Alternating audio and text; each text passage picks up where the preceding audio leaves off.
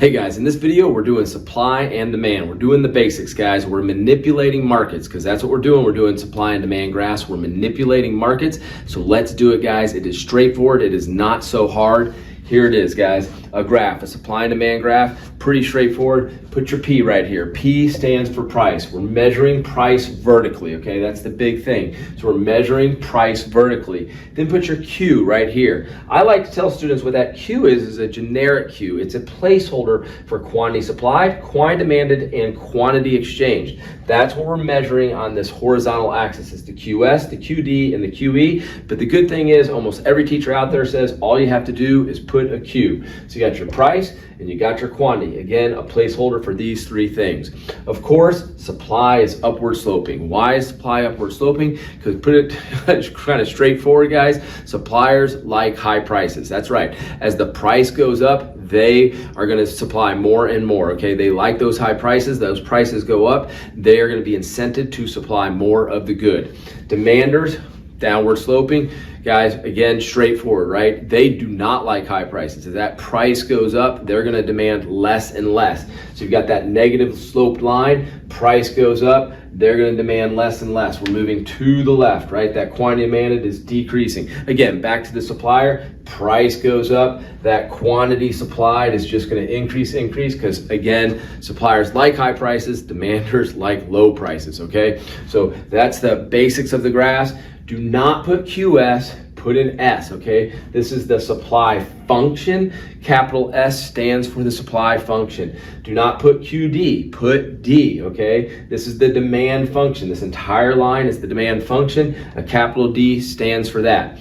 I personally like the subscript 0 for our initial state or our original state. And then for the first change, I like S1 or D1. A lot of teachers go with S1 and D1 originally. And so if there's a change, they put S2 or D2. No big deal. So 0 to 1 or 1 to 2, either work, okay?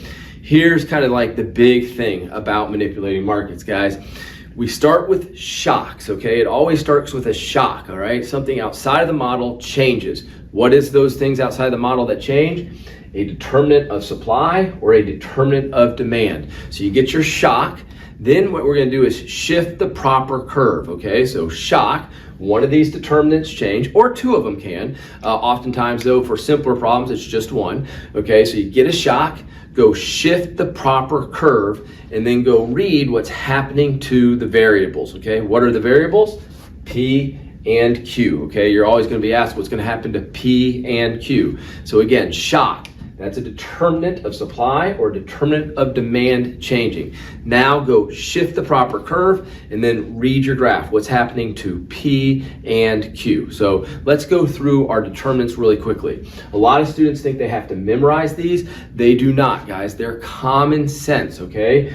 Prices of inputs to production, guys, that's going to determine how much we supply at every price point. It's a determinant of the supply function, okay? If this changes, the supply function is going to change. Number of suppliers, you get more suppliers, hey, supply is shifting to the right. You get less suppliers, supply is shifting to the left. Production technology. So if we get improvement in production technology, that's going to change how much we can supply at every price point, which again, is the supply function, okay? So again, all these things right here, they shift the supply curve. They change the supply function. They change how much we'll supply at each price point. Prices of substitutes in production. That one kind of throws off some kids sometimes. Guys, basically, it's a situation where I can produce one of two goods, okay? The best example is just think of a farmer who's got some land out there. They can plant, either corn or soybeans, okay? One of those goods. They can't do both on the same ground, right? So they're having to make a choice which one to produce, okay? So if the price of a substitute production goes up, they're going to produce more of that, and so the good that you're looking at, you're going to have to shift the supply curve left. Let me say that again. So the price of a substitute goes up, they're going to of course supply more of that. As they try to supply more of that, the good you're looking at, you're going to shift the supply curve left. They're going to do less of that at every price point. Prices of complements in production. These are situations where when we produce one thing, we get another, basically. You kind of produce them together is another way to say it, guys. A great example for this one is oil and natural gas. So you extract oil from the ground, that also allows you to extract natural gas, okay? So those oftentimes are complementary things. So complements in production. I have to say, this is one of the ones that I see tested the absolute least, okay, out of all of these. And then expectations about future prices. If suppliers think the price is going to go up in the future, they're going to hold back on supply today, waiting for those higher prices. If they think prices are going to go down in the future, they're going to bring more supply today, trying to get there before those prices go down. Kind of funny. Whatever they do is going to actually bring that event to fruition. But anyhow, we just want to be able to get the answer right. Guys, that price, they expect it to go down in the future. Guys, they're going to supply more today. They expect it to go up in the future. They're going to hold back on supply. Now, all of these have to do with the consumer, the demander, right? All of these had to do with the supplier, the producer, right? These have to do with the consumer, the demander. You can even see I'm putting consumer or consumption in every single one of these, besides the expectations about future prices. So let's go through these. Consumers' taste for the good. Of course, that's going to change how much we're going to buy at each price point, if that changes, right? If that changes. Consumer income.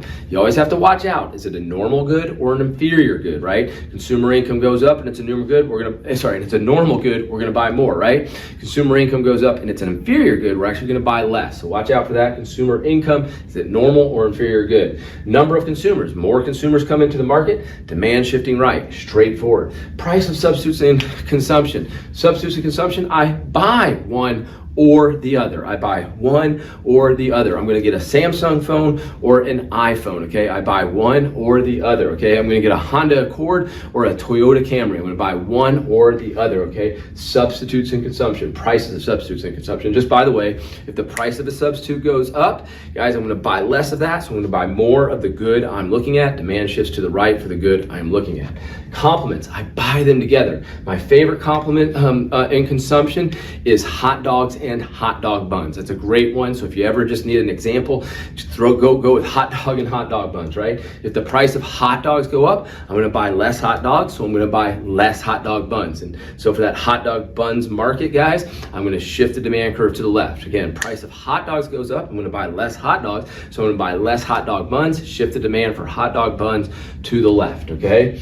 And then expectations about future prices. If I think the price is going up in the future, what am I going to do? Try to buy more today. If I think the price is going down in the future, I'm going to hold back on buying stuff. I'm going to wait for that price to go down. Again, the big thing is pretty doggone straightforward. You don't have to memorize them. It's common sense that these have to do with supply. It's common sense that these have to do with demand. Just kind of work through them. Again, everything should make a lot of sense. Improvement in production technology. Oh, supply shifts to the right, right? Okay, so let's go ahead and do one manipulation of a market, right? Let's have a shock. I'm going to have consumer income goes up, and I'm going to say it's a normal good. This good A right here is a normal good. So consumer income goes up, it's a normal good. Consumer income, of course, affects demand. It affects how much we're going to buy at each price point. So I'm going to shift the demand curve. If consumer income goes up and it's a normal good, I'm shifting demand to the right. It's really simple, okay? So I shift demand to the right. And by the way, just take a look. I kind of set up my graph, right? I already had my original P0, my original equilibrium, and my original Q0. Then I got that consumer income going up, and I shifted demand to the right. And by the way, I like that arrow to just point right. The quantity demanded is going to increase at every one of these price points, right? That quantity demand is increasing at every one of those price points.